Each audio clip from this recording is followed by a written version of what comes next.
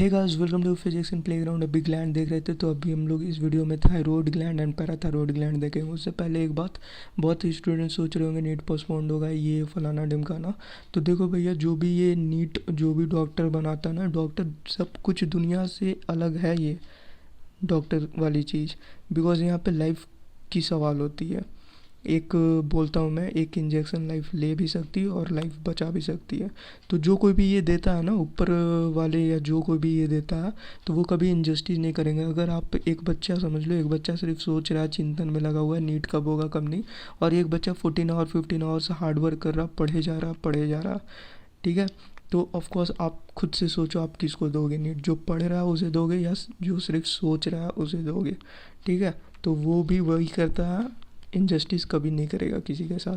तो इसलिए पढ़ाई करो, सिर्फ और सिर्फ पढ़ाई पे फोकस करो। अब आते हैं यहाँ पे, थायराइड क्या चीज़ होता है? थायराइड नॉर्मल से मालूम है, आयोडीन का रेगुलेशन करता है।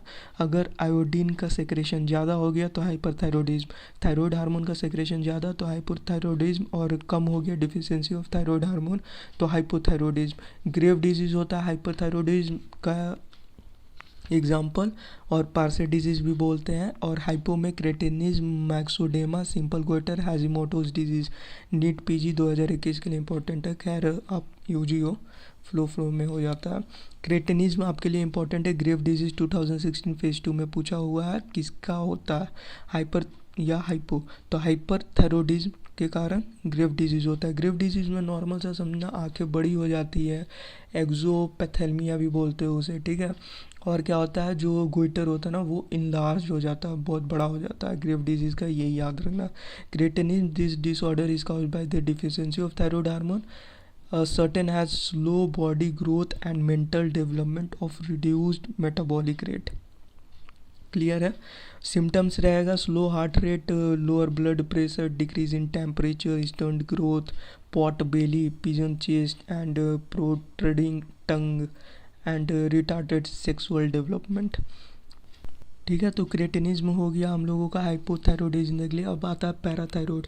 तो पैराथायरॉयड का क्या काम है? कैल्शियम और फॉस्फेट लेवल को रेगुलेट करता है। This hormone regulates the calcium and phosphate balance between blood and other tissue. Clear है? It mobilises the release of calcium into blood from the bones. अगर ज़्यादा खींच ले बोन से, ठीक है, कैल्शियम को, तो हाइपर पैराथायरॉयडिज्म हो जाएगा। और it causes demineralisation resulting in softening and bending of the bones, जिसके कारण होता है ऑस्टियोपोरोसिस। मेनली ये फीमेल में देखने मिलता है।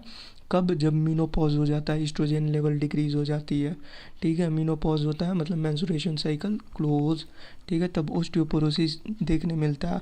और ऑस्टियोटिस और फिब्रोसा सिस्टिका भी बोलते हैं इसे। Kidney stone, parathyroid hormone tumour, parathyroid tumour देखने मिलता है। क्यों? किडनी में स्टोन हो जाती है उसके कारण, ठीक है। तो हाइपर पैराथायरॉयडिज्म आपको याद रहेगा, हाइपर पैराथायरॉयडिज्म के कारण ऑस्टियोपोरोसिस होता है। हाइपोपैराथायरॉयडिज्म में क्या जी होता है? Deficiency of thyroid hormone causes lowering of blood calcium level. Blood में जो कैल्शियम लेवल रहती है वो डिक्रीज कर जाती है। इसके कारण क्या होता है? पैराथायरॉयड टेटनी और हाइपोकैल्सेमिक टेटनी। ठीक है, नॉर्मल सा है ये पैराथायरॉयड टेटनी, ट्रीटेबल है, कोई टेंशन वाली बात नहीं होती है। ऑस्टियोपोरोसिस भी ट्रीटेबल है, बट फ्रैक्चर करने के चांसेस ज़्यादा होते हैं, ठीक है। So thanks and best of luck for your exam. मिलते हैं नेक्स्ट क्लास में।